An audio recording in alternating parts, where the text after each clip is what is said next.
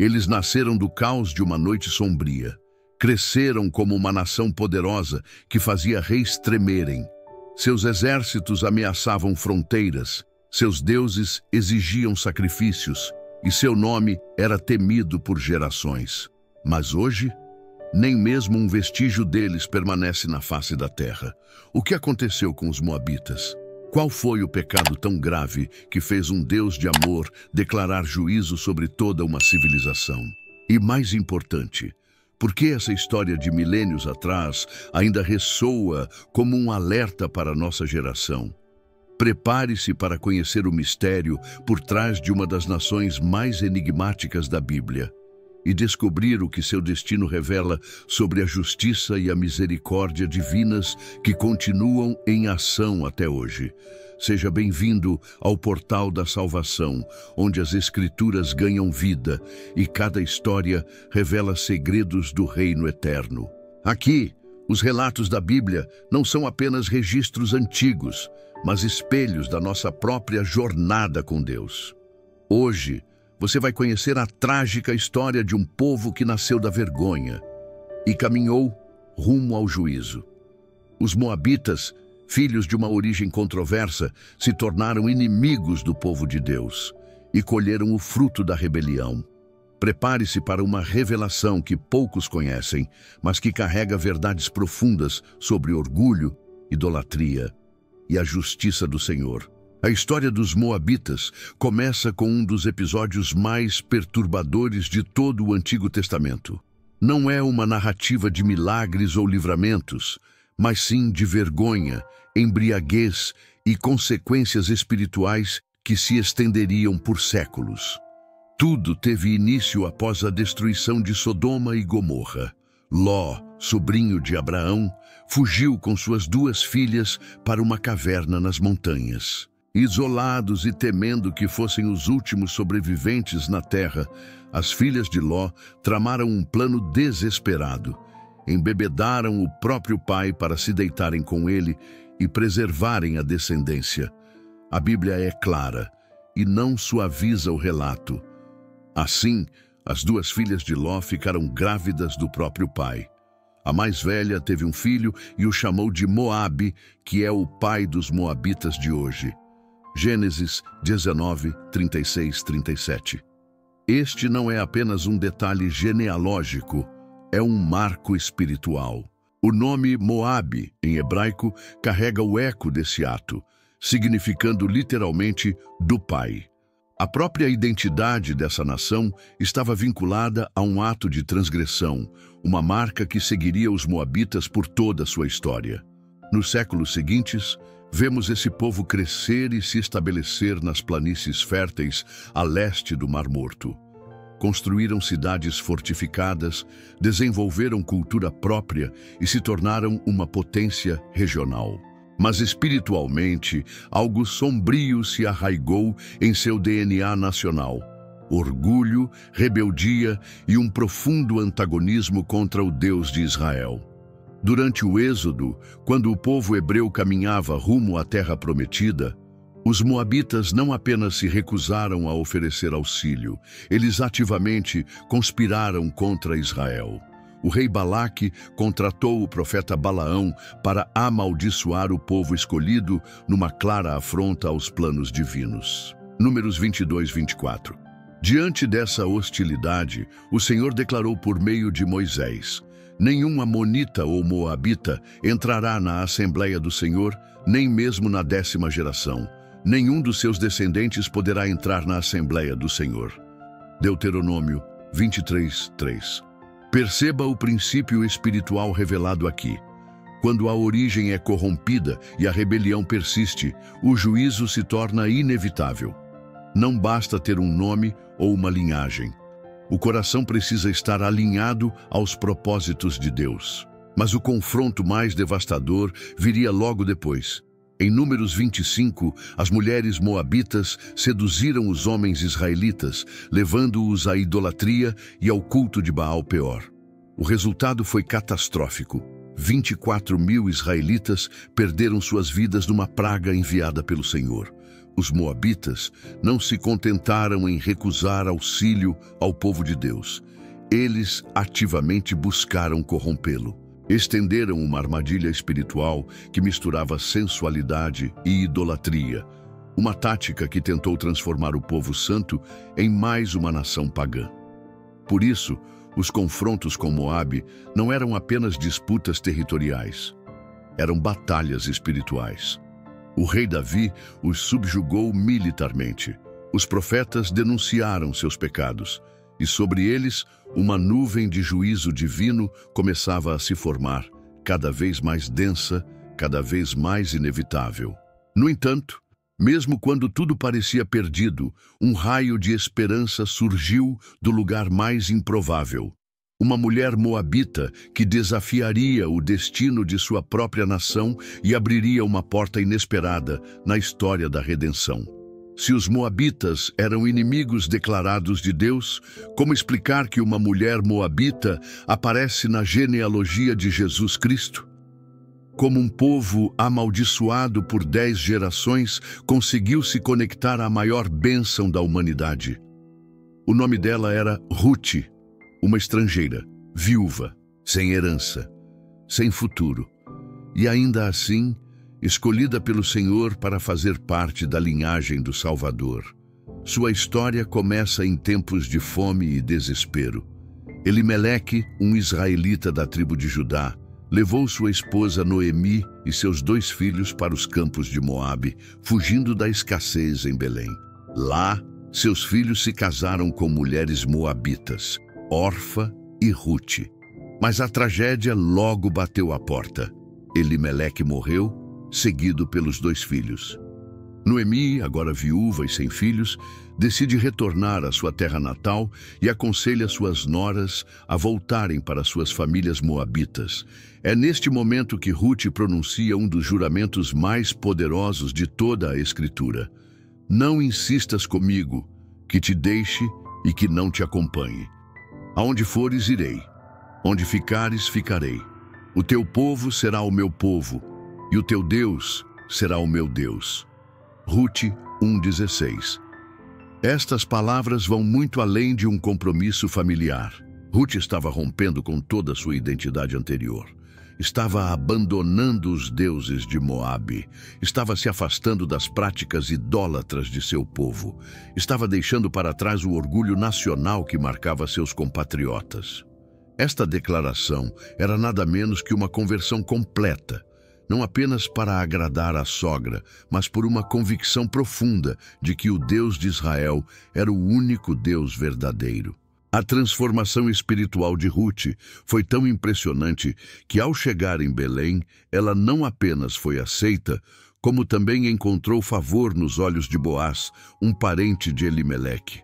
O mesmo povo que estava proibido de entrar na Assembleia do Senhor até a 10ª geração, agora via uma de suas filhas sendo acolhida na comunidade de Israel.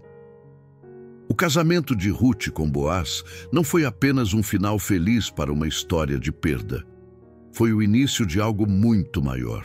Desse relacionamento nasceu Obed, que gerou Jessé, que gerou Davi. Sim, a moabita Ruth se tornou bisavó do maior rei de Israel. E mais impressionante ainda, o Novo Testamento faz questão de incluir seu nome na genealogia de Jesus Cristo. Salmão gerou Boaz de Rabi, Boaz gerou Obed de Ruth, Obed gerou Jessé. Mateus 1,5. A Bíblia não apenas menciona Ruth, ela enfatiza sua origem moabita. Este não é um detalhe secundário, é uma mensagem central.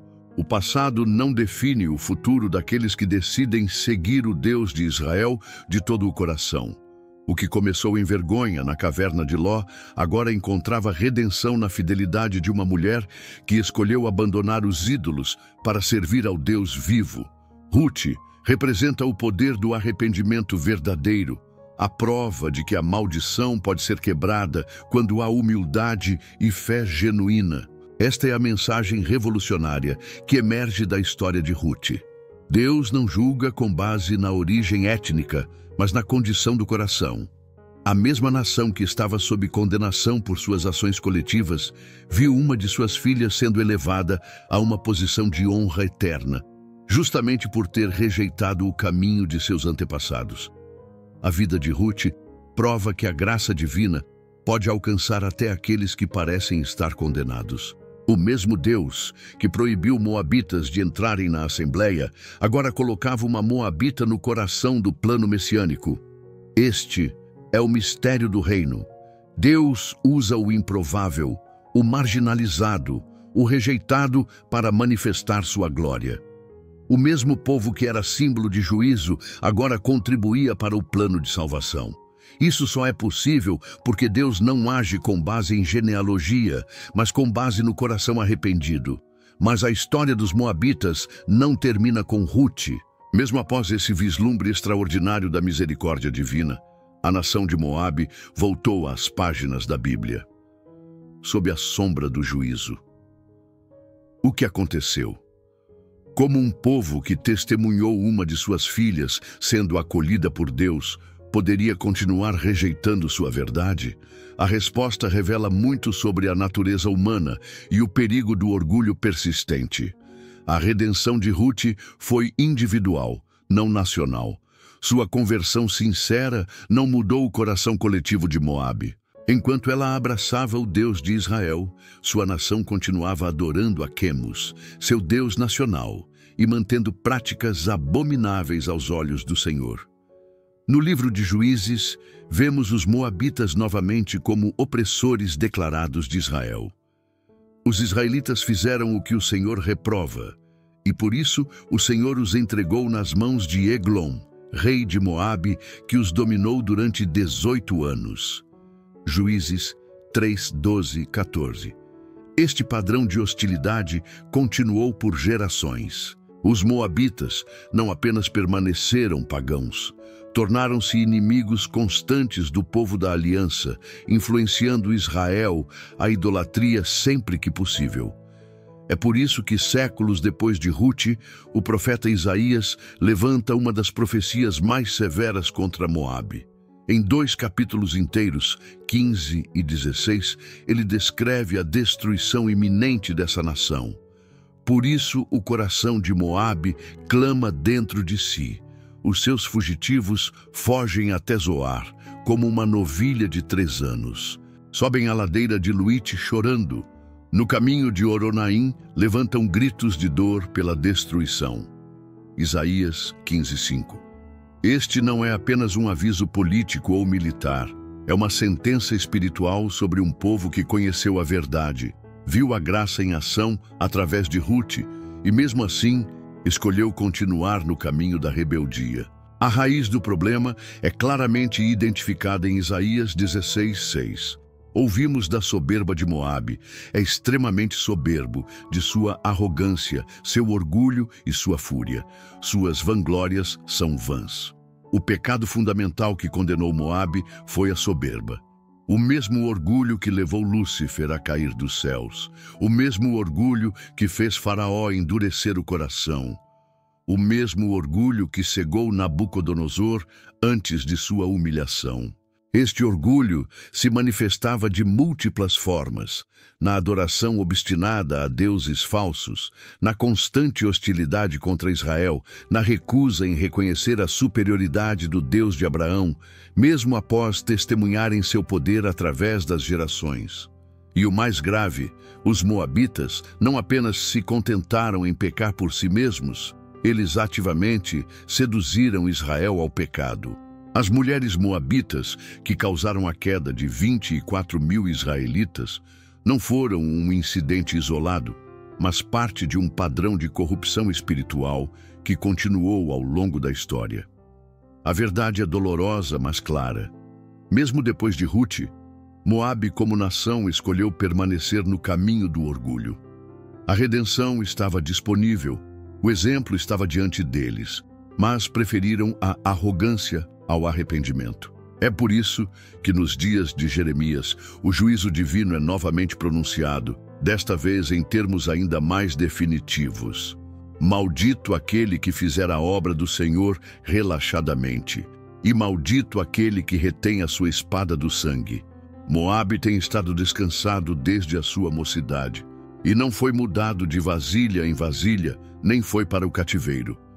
Por isso conservou o seu sabor, e o seu cheiro não se alterou. Jeremias 48, 10 e 11. A metáfora é poderosa. Como um vinho que nunca foi derramado de um recipiente para outro, Moabe nunca passou pelo processo de purificação. Permaneceu estagnado em sua arrogância, confortável em sua idolatria, certo de sua invulnerabilidade. Mas a justiça divina não falha.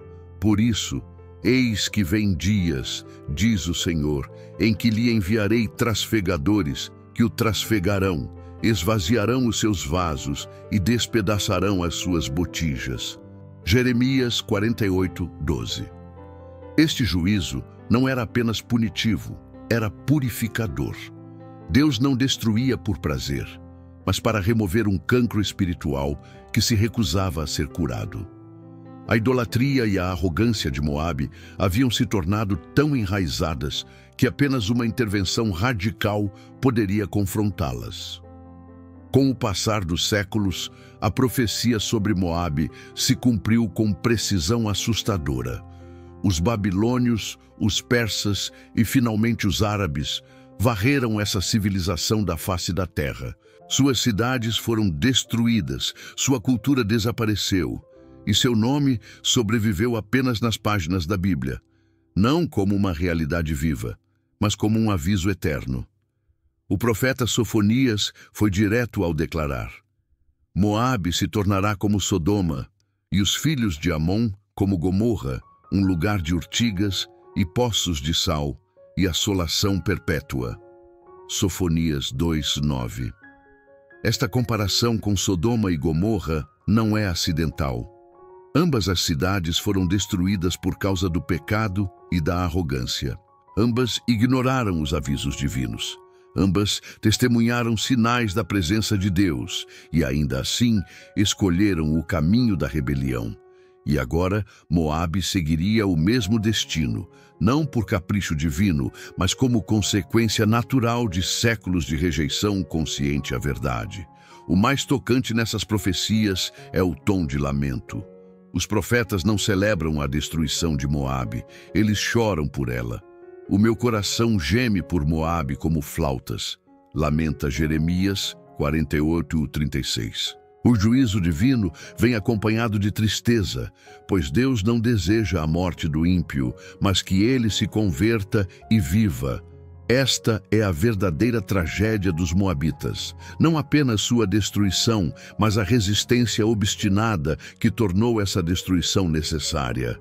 A recusa em seguir o exemplo de Ruth, o desprezo persistente por tudo que Deus havia revelado através dos séculos. Em Sofonias 2, 10 e 11, a razão final do juízo é exposta com clareza.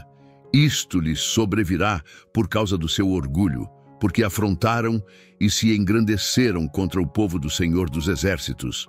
O Senhor será terrível contra eles, pois exterminará todos os deuses da terra. O orgulho foi a raiz, a idolatria foi o fruto, e a destruição a inevitável colheita. Mas o que essa história milenar tem a nos dizer hoje? Porque Deus preservou o registro dos moabitas nas Escrituras. Porque os princípios espirituais nunca mudam. O orgulho que destruiu Moabe continua sendo o mesmo orgulho que desafia o trono de Deus em nossos dias. A idolatria mudou de forma, não mais Quemos ou Baal Peor, mas ídolos mais sutis, como status, poder, prazer e autossuficiência. Nações inteiras hoje seguem o mesmo caminho de Moabe. Conhecem a verdade, testemunham o poder de Deus e ainda assim escolhem a rebeldia. Indivíduos repetem o padrão moabita quando endurecem o coração e se recusam a se dobrar diante da soberania divina. A história dos moabitas também nos lembra que o juízo de Deus, embora paciente, é inevitável. Assim como ninguém imaginava que uma potência como Moabe desapareceria completamente, muitos hoje vivem como se nunca fossem prestar contas de suas escolhas. Sofonias 2, 3 oferece o único caminho de escape. Buscai o Senhor, todos os mansos da terra, que têm disposto em prática os seus juízos. Buscai a justiça, buscai a mansidão, porventura sereis escondidos no dia da ira do Senhor. Este é o contraste definitivo entre Moabe e Rute. A nação escolheu o orgulho e foi destruída. A mulher escolheu a humildade e foi exaltada. O mesmo Deus que julgou um povo inteiro acolheu de braços abertos uma única pessoa que se voltou para ele com sinceridade. E essa é a mensagem final que ecoa através dos séculos. Nunca é tarde para ser como Rute, mesmo quando todo o seu povo segue o caminho de Moabe. A redenção está sempre disponível para aqueles que abandonam o orgulho e abraçam o Deus vivo com todo o coração. A queda de Moabe não foi apenas resultado do orgulho, mas da recusa persistente ao arrependimento. E onde há arrependimento, há redenção. Essa é a diferença entre Rute e seus conterrâneos. Ela ouviu, creu e obedeceu. Por isso, enquanto seu povo foi apagado da história, ela foi eternizada na linhagem do próprio Cristo. A história dos Moabitas nos coloca diante de uma escolha clara. Seguiremos o caminho nacional de Moabe, marcado pelo orgulho, idolatria e rejeição, ou o caminho individual de Rute, definido pela humildade, fé e obediência. Um caminho leva à destruição, o outro à redenção. Um termina em esquecimento, o outro em honra eterna. Um resulta em juízo, o outro em graça. O mesmo Deus que declarou sentença contra Moabe é o Deus que incluiu Rute na linhagem do Messias. Sua justiça e misericórdia não são contraditórias, são complementares. Ele resiste aos soberbos, mas concede graça aos humildes. Cada geração enfrenta a mesma escolha que os moabitas enfrentaram. Cada indivíduo pode repetir o orgulho nacional de Moabe ou a rendição pessoal de Rute, e cada decisão levará inevitavelmente às suas consequências espirituais. A história dos Moabitas não está nas Escrituras apenas para nos contar sobre um povo antigo que desapareceu. Está lá para nos advertir, para nos ensinar, para nos confrontar com a mesma escolha eterna: orgulho ou humildade, rebeldia ou obediência, ídolos ou o Deus vivo. O fim dos Moabitas pode parecer uma história distante, mas o princípio espiritual continua vivo e ativo. O Deus que julgou Moabe e redimiu Rute ainda está no trono. Sua justiça não mudou, sua misericórdia não diminuiu, e seu chamado ao arrependimento continua ecoando através dos séculos. A escolha agora é nossa. Se essa mensagem falou com você, compartilhe esse vídeo com alguém que precisa ouvir sobre arrependimento e misericórdia. Inscreva-se no Portal da Salvação para mais estudos profundos como este e ative o sininho para não perder nenhuma revelação. Deus ainda fala e continua chamando. A pergunta é: quem vai ouvir?